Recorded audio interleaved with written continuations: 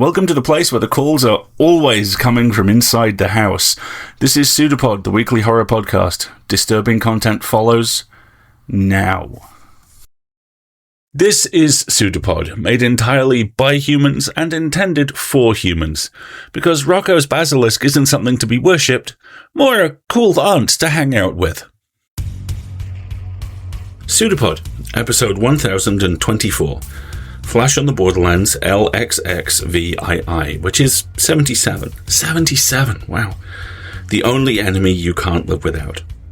This week's stories: Witchcraft by Arthur Machen, How I Turned My Little Brother Human by D. Matthew Urban, Visit Sea Haven by Courtney Farr, and Get Nourished by Chelsea Davis.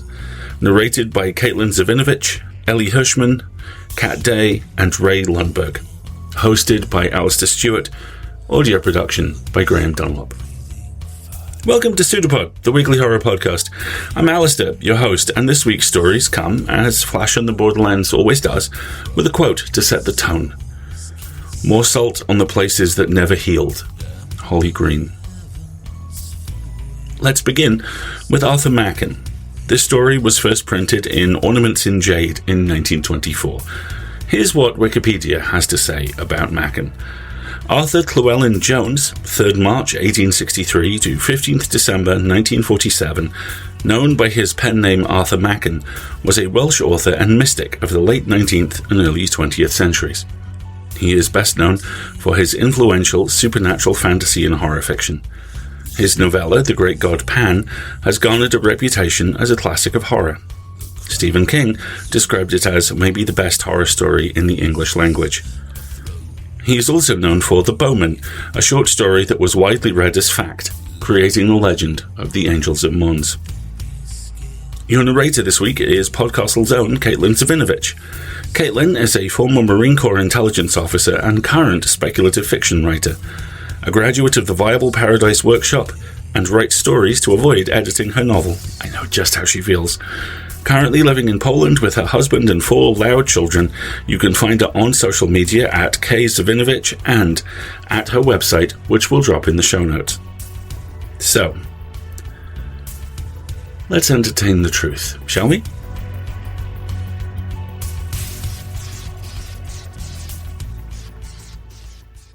Witchcraft by Arthur Machen. Narrated by Kaitlyn Zivanovich. "Rather left the others behind, haven't we, Miss Custance?" said the captain, looking back to the gate in the larchwood. "I'm afraid we have, Captain Knight. I hope you don't mind very much, do you?" "Mind? Delighted, you know."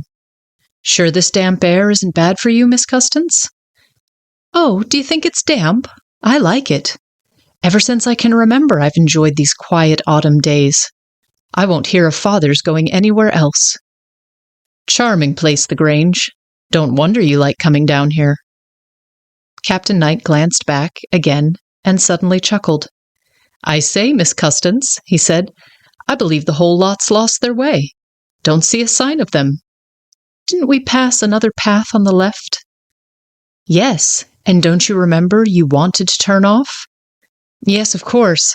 I thought it looked more possible, don't you know." "That's where they must have gone. Where does it lead?" "Oh, nowhere exactly. It dwindles and twists about a lot, and I'm afraid the ground is rather marshy." "You don't say so." The captain laughed out loud. "How awfully sick Ferris will be. He hates crossing Piccadilly if there's a bit of mud about. Poor Mr. Ferris." And the two went on, picking their way on the rough path, till they came in sight of a little old cottage, sunken alone in a hollow amongst the woods. "Oh, you must come and see Mrs. Wise," said Miss Custance. "She's such a dear old thing. I'm sure you'd fall in love with her. And she'd never forgive me if she heard afterwards that we'd passed so close without coming in. Only for 5 minutes, you know." "Certainly, Miss Custance. Is that the old lady there at the door?" "Yes, she's always been so good to us children. And I know she'll talk of our coming to see her for months. You don't mind, do you?" "I shall be charmed, I'm sure." And he looked back once more to see if there were any appearance of Ferris and his party. "Sit down, Miss Ethel, sit down, please, miss," said the old woman when they were in. "And please to sit down here, sir. Will you be so kind?"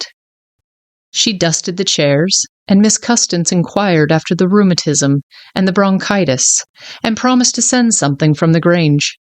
The old woman had good country manners and spoke well, and now and then politely tried to include Captain Knight in the conversation. But all the time she was quietly looking at him.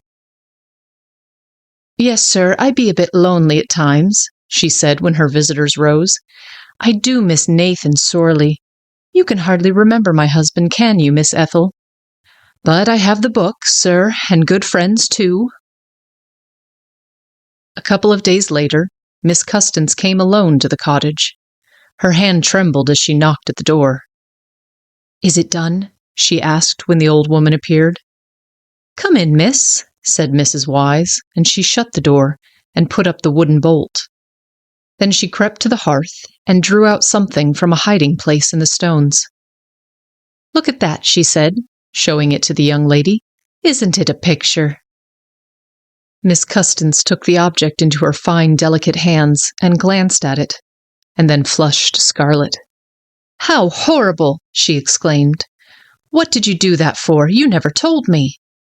"It's the only way, miss, to get what you want." "It's a loathsome thing. I wonder you're not ashamed of yourself." "I be as much ashamed as you be, I think," said Mrs. Wise, and she leered at the pretty, shy-faced girl. Their eyes met, and their eyes laughed at one another. "Cover it up, please, Mrs. Wise. I needn't look at it now, at all events. But are you sure?" "There's never been a mishap since old Mrs. Craddock taught me, and she's been dead for 60 year and more. She used to tell of her grandmother's days, when there were meetings in the wood over there." "And you're quite sure?" "You do as I tell you. You must take it like this." And the old woman whispered her instructions, and would have put out a hand in illustration, but the girl pushed it away. "I understand now, Mrs. Wise. No, don't do that. I quite see what you mean. Here's the money. And whatever you do, don't you forget the ointment as I told you," said Mrs. Wise. "I've been to read to poor old Mrs. Wise," Ethel said that evening to Captain Knight. "She's over 80, and her eyesight is getting very bad." "Very good of you, Miss Custance, I'm sure," said Captain Knight, and he moved away to the other end of the drawing-room and began to talk to a girl in yellow, with whom he had been exchanging smiles at a distance ever since the men came in from the dining-room. That night, when she was alone in her room, Ethel followed Mrs. Wise's instructions. She had hidden the object in a drawer, and as she drew it out, she looked about her, though the curtains were drawn close. She forgot nothing, and when it was done, she listened.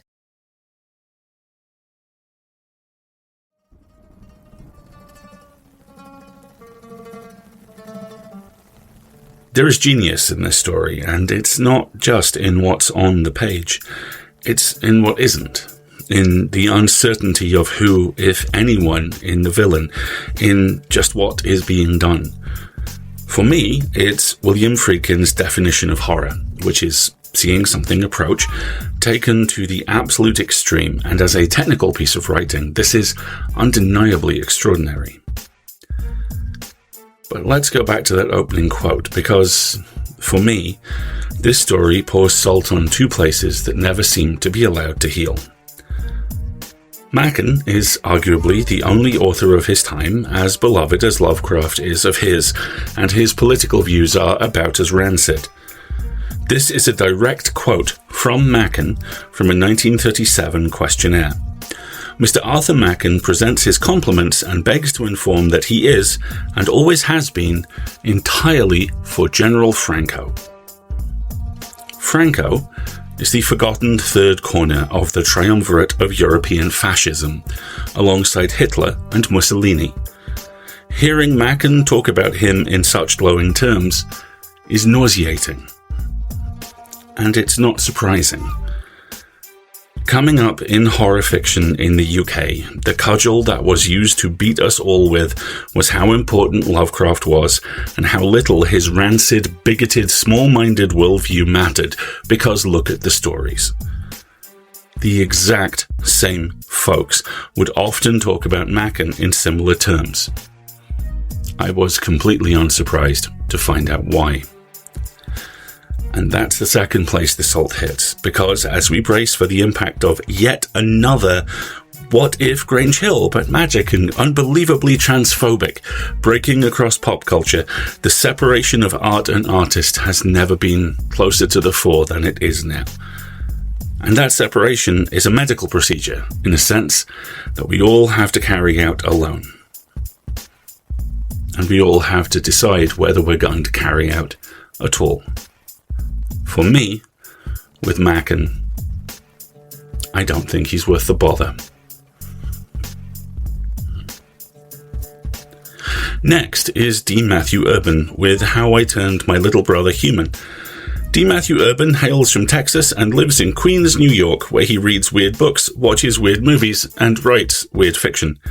A collection of his stories, Shaky Pictures of Vanished Faces, was published in 2025 by Cursed Morsels Press, and his work has appeared in such venues as Cosmic Horror Monthly, Tales from Between, and Frady Cat Quarterly. Your narrator for this one is my friend Elie Hirschman. Elie always wanted to be a voice actor, growing up watching He-Man, Thundercats, and Voltron. After recording several e-learning, scientific, and marketing projects, Elie discovered the world of audio podcasts, working with such groups as Darker Project, Where We Met, and Dream Realm Productions. Together with fellow actor David Alt, he started Cool Fool Productions, where they dramatized bad audio scripts with questionable results. He is currently active in all EA podcasts except Cat's Cast at time of recording, and also appears semi-regularly on the No Sleep podcast. He doodles constantly but never saves the drawings, and likes to paint with his kids, although the amount of paint they are willing to waste drives him batty. But the truth is, even at the end of the world, we've always got family, right? Right?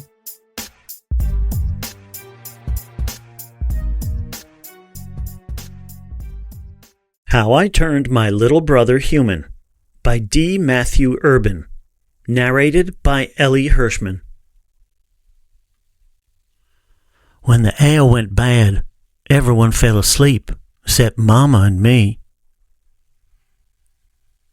For a while, it was just us two, drinking the river, eating whatever came up. Nice, quiet. Then Mama said she had another me in her tummy. I don't know how it happened, she said. A miracle from God. I never met God, but Mama always said how he gave us miracles, the sun and stars and all. Mama's tummy grew and grew. I brought her river water when her head got hot. One day Mama screamed, and I got so scared I fell down. When I got up, Mama was asleep, and my little brother was born. He wasn't human yet, just a lump, no arms or legs or nothing, lying all gray and bloody on the floor. I rolled him to the river and cleaned him up. I stuck in sticks for arms and legs, black stones for eyes, white stones for teeth, green leaves for hair, red flowers for lips. I took him back home and sat him in a chair next to Mama. Look, Mama, I said, a miracle. Our baby's human now. Buzz, buzz, said the flies on her lips. What I think that means is, thank you, sweetheart.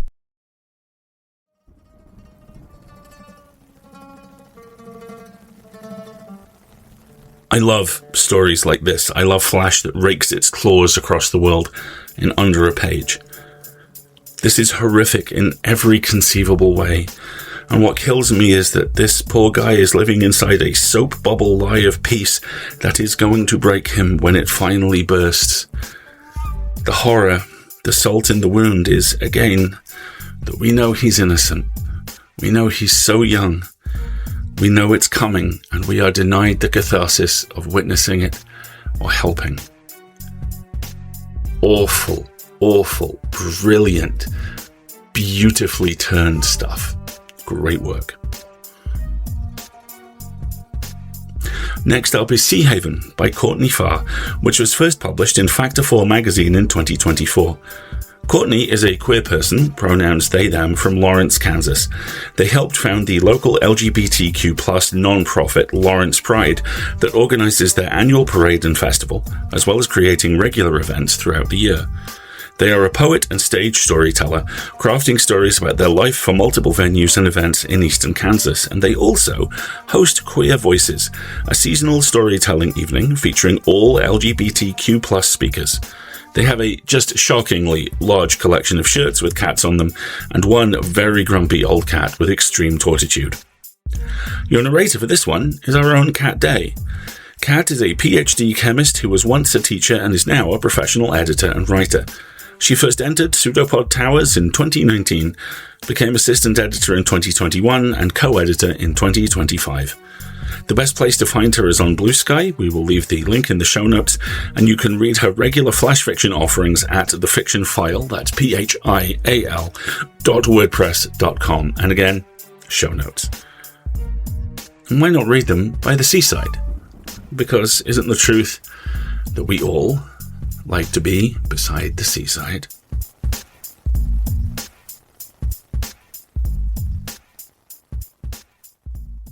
Visit Sea Haven by Courtney Farr. Narrated by Kat Day. You're driving up the Pacific coast for a family vacation.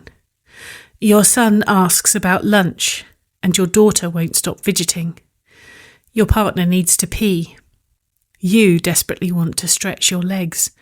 Your right leg aches, the way it always does on long drives like this.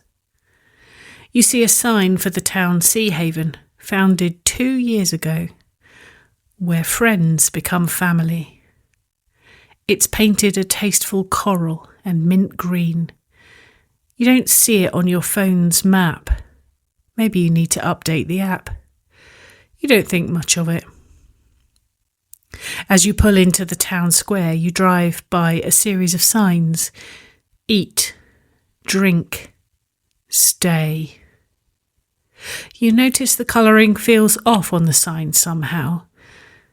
Before you can take a closer look, you're distracted by your family oohing and ahhing at a bed of blooming blue columbines surrounding one of those giant Adirondack chairs, a staple of coastal tourist towns. Sea Haven is painted across the top of the chair's wooden slats. Everywhere you look is a picture-perfect vacation photo. The family piles out of the truck, and you catch the salty scent of the sea in the distance, along with something sweet you can't quite name, like candy and popcorn. You notice a child's shoe and a toy sitting on the garden wall. It's a Spider-Man action figure. Your daughter almost trips over a loose shoelace. You kneel down to tie it and tell her she doesn't want to lose her shoe like that other kid. The family gushes at the sights around them. They marvel at the wrought iron streetlights with vines and leaves curling up them. The town hall looks just like the one from your spouse's favourite period TV show. You can imagine a barbershop quartet singing in the gazebo as people lounge in the grass around it. It looks like a perfect New England village has been transported from the Atlantic to the Pacific. Your mind briefly drifts back to those idyllic summers you spent reading Stephen King novels on the beach with your family as a kid. Your partner shivers in the late spring evening. You pop into a little everything store. Even the firewood they have for sale looks too pretty to use. Your partner picks up a hoodie with a tasteful rendition of the town hall on it. They try it on, their eyes beaming at you from the hood as they snuggle into it. You buy it and get the kids pints of ice cream. You're shocked that everything is reasonably priced. It doesn't have the 100% vacation markup. You decide to walk down to the beach and let the kids eat their ice cream watching the setting sun. On the way down, you pass two beautiful blonde twin children in matching teal wetsuits, carrying comically large fishing poles. An elderly gentleman follows them with the rest of their fishing gear. You ask the old man how the fishing was. He says they've never had a day like today. Caught something on the first cast. They could barely keep up. They tossed them all back, though. Oh, these aren't his grandchildren, he says. He's just a lonely old man, and sometimes he takes the neighbour kids out to fish. It helps, he says. You wish the trio well. Your partner curls up under your arm as the kids alternate between their ice cream and chasing tiny crabs around the beach. Clouds coloured peach and blue shift in and out of one another after the sun drops below the edge of the water. It's a view everyone will remember for the rest of their lives. Couples and families dot the beach. Not too many. No one intrudes on anyone else. The kids collect cute rocks and find the roundest sand dollars you've ever seen. As it gets darker, the chill sets in and everyone is ready to move on. As you walk back through the town square, you spot a beer garden. It's lit with torches and small fire pits built into every table. A lone musician sits with a guitar on stage singing pop beach hits. The shadows dance to his songs. How could you not stop in for a drink? You take a sip of cider. Your eyes widen and then close. Bliss. You've never had cider this good. The kids drink hot chocolate and your partner smiles, weary but happy after such a long day. The garden is full of small groups of people. The babble of content folks enjoying the evening surrounds you, a sonic blanket warming your soul against the dark of the night. You had a hotel booked a little further up the road, but after a drink you think it's wise to not drive further. The bartender tells you he's sure the local bed and breakfast has room, and it does. You help your daughter get ready for bed while your partner reads to your son. You take off her pink sneakers and tuck her in with her favourite doll. You tell her tomorrow will be another adventure as good as today. Your heart bursts at the joy you feel being able to share these lazy days with them. You feel a couple of tears roll down your cheeks. You almost never cry from happiness. The next morning, your partner says it's the best night's sleep they've ever had. You pack up the few things you brought in and head for the truck.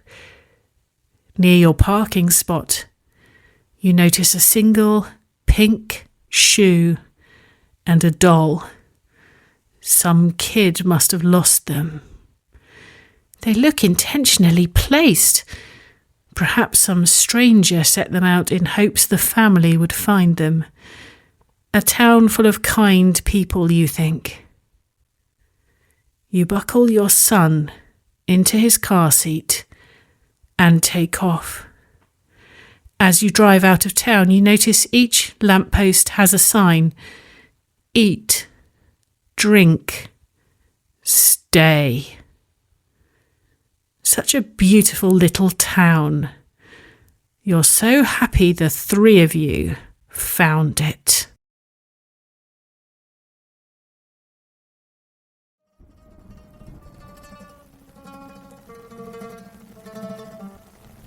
Farr says, regarding this story, I was inspired by a real vacation town I stopped in briefly in the Pacific Northwest that was so eerily perfect the experience of spending even a couple of hours there unnerved me. And here the horror is that we don't even see the salt in the wound. We don't feel it as it's poured on or realise that that salt is tears, shed and stifled. This is haunting, and the elegant knife twist of that opening is so subtle we only feel it as the story closes, as we leave town. Monsters with fishing poles and reasonably priced snacks. Atrocity with a gift shop. Amazing stuff. Our final story this week comes from our own Chelsea Davis. Chelsea is a writer and critic from San Francisco, and her fiction, essays and poetry have appeared in Tales to Terrify, Vastorian, the San Francisco Chronicle and the Los Angeles Review of Books, among other publications. She is an audio producer for PseudoPod, and you can read and listen to more of her work on her website, chelseamdavis.net. As always, show notes. Your narrator for this story is Ray Lundberg. Ray is a writer and voice actor from Kentucky. In addition to co-writing and acting for The Night Post, Ray is also the showrunner and sound designer. Their writing and sound design work can be heard in 9 to Midnight and Kill FM, and they have lent their voice to dozens of audio drama podcasts. Ray lives in the SF Bay Area with their wife, 3 cats, and overflowing shelves of queer books. You can find more of their work at heyraver.card.co. And one more time, it'll be in the show notes. So, lean closer, because Grandma's trying to say something. And I think it's the truth.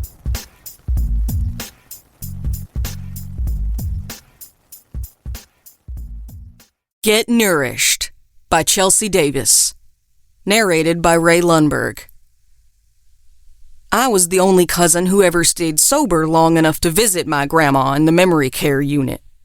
That was why I was pretty sure that she hadn't told anybody else about the tuning fork. The fork was the subject of an Alzheimer's loop she'd developed only recently, and my triumvirate of fail cousins, Manny and Donnie and Mel, had long ago retreated into loops of their own. Tweaker shit, you know? Bugs in the walls, bugs under their skin. "Where is my tuner?" Grandma would ask me in her silver voice. "Its chime will bring me peace. Its sound will nourish you, my babies."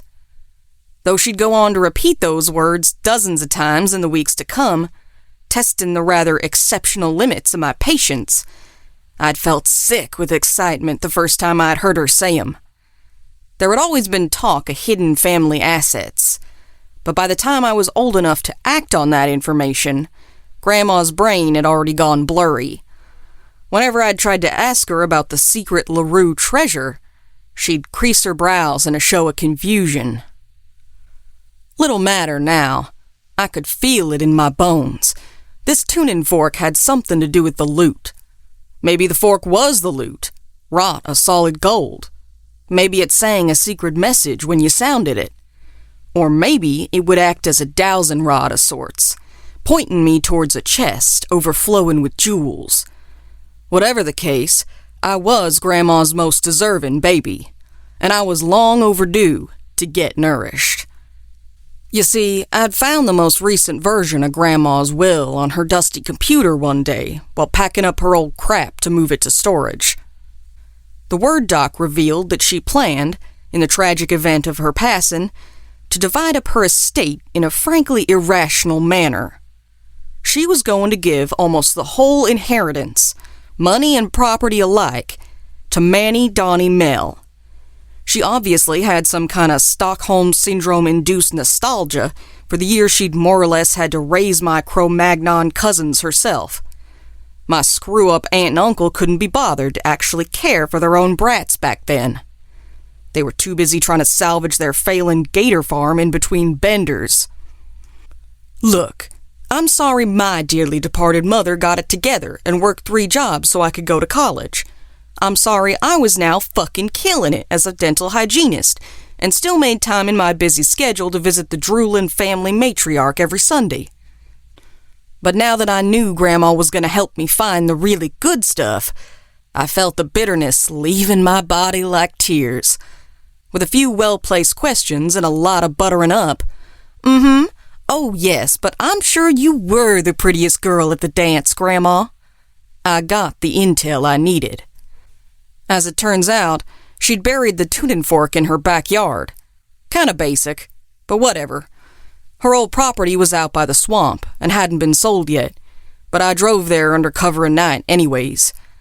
I didn't want one of her libertarian, as in paranoiac, neighbors spotting me and calling the cops.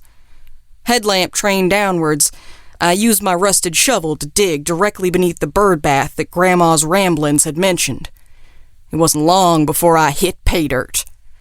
A rotten shoebox held my prize. A small, U-shaped object made of steel. Or maybe it was aluminum. In any case, it definitely didn't look like precious metal. My heart sank a bit. But hey, chin up. There were still lots of other ways this sucker might help me get what I was owed. I took the instrument out and reflexively flicked it with my pinky. Ow! I yelped. The thing was hard. I'd practically broken my fingernail off, and it hadn't even made a sound. I thought for a minute, sucking the end of my pinky, then struck the instrument gently on the closest side of the bird bath instead.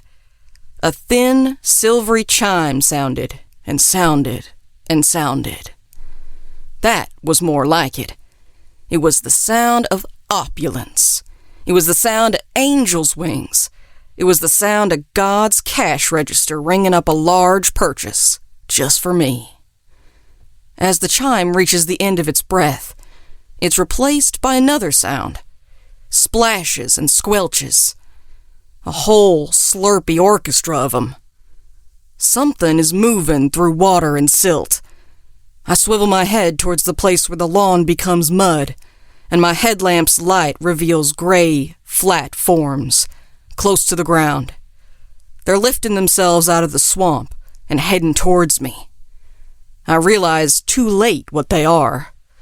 Turns out alligators are pretty goddamn fast on land, too. I dropped the tuning fork. It had never been a treasure map. It had always been a dinner bell.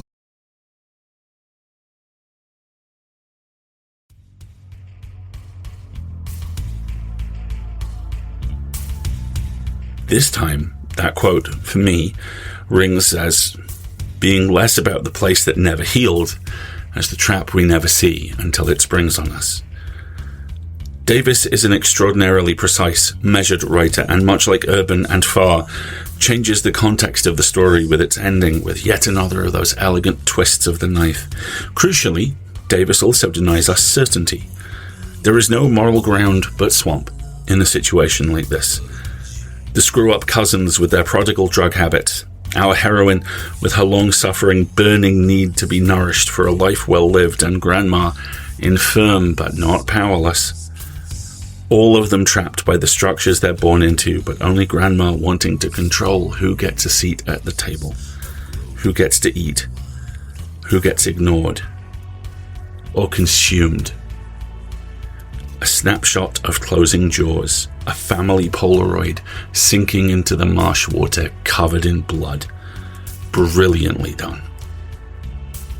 Thank you so much to Graeme, our amazing authors and narrators, and you for listening.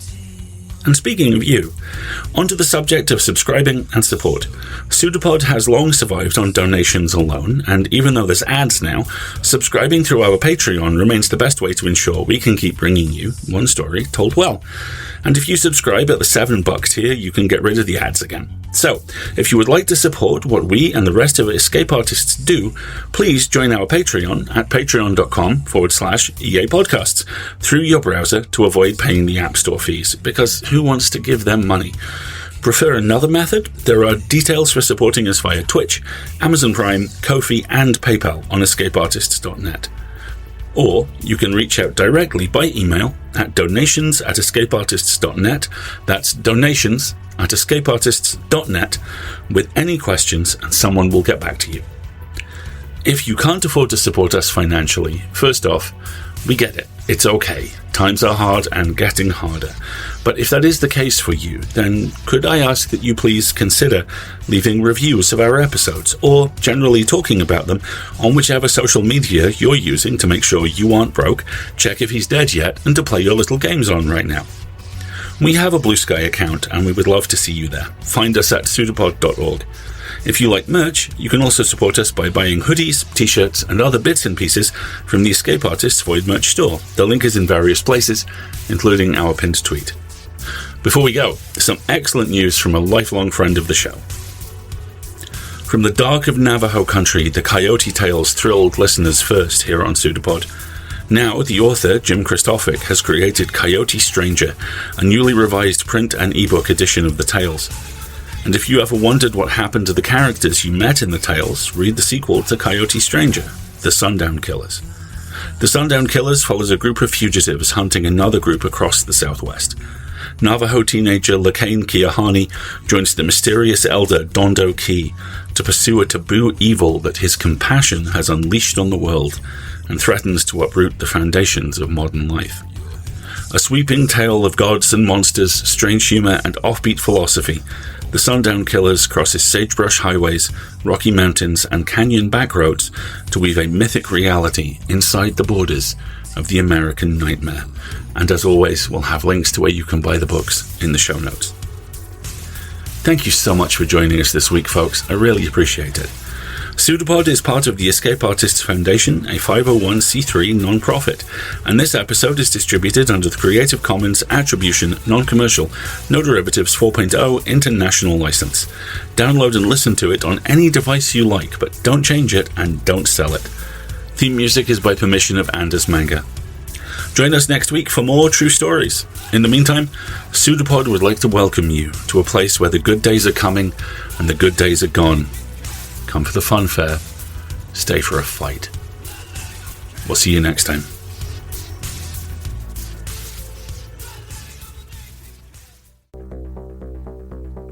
When you listen to a narrator or let yourself go into a story, you are letting yourself go into the car of a stranger.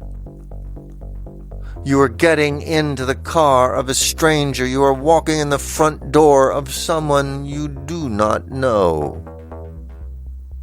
It's a pseudopod. It's a big foot. It's all about podcasts these days.